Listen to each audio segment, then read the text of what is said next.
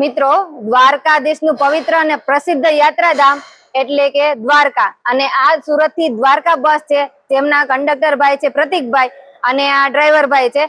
તો આપણે તેમની પાસેથી બસ વિશેની માહિતી જાણી લઈએ. તો પ્રતિકભાઈ, તમે આ સુરત થી દ્વારકા કેટલા વાગે ઉપડો છો, અમારા દર્શક મિત્રોને જણાવો. સુરત થી દ્વારકાની બસ બપોરે 1 વાગે ઉપડે છે. બપોરે 1 વાગે ઉપડે છે. હા, અને ત્યાં 5 વાગે પહોંચે છે. અને ત્યાં પહોંચવાનો ટાઈમ સવારે 5 વાગ્યાનો. સવારે 5 વાગ્યાનો. ઓકે, અને વાયા કયા સ્ટેન્ડ લઈને દ્વારકા જાય છે?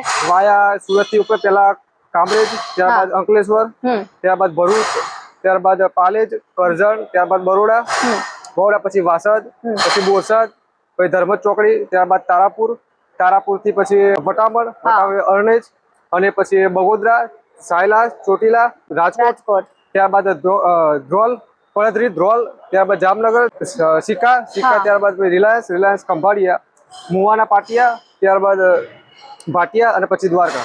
ઓકે, અને ત્યાંથી બીજે દિવસે ઉપડવાનો ટાઈમ કેટલા વાગ્યાનો? બીજા દિવસે બપોરે 1:30 વાગ્યાનો ઉપડવાનો ટાઈમ છે.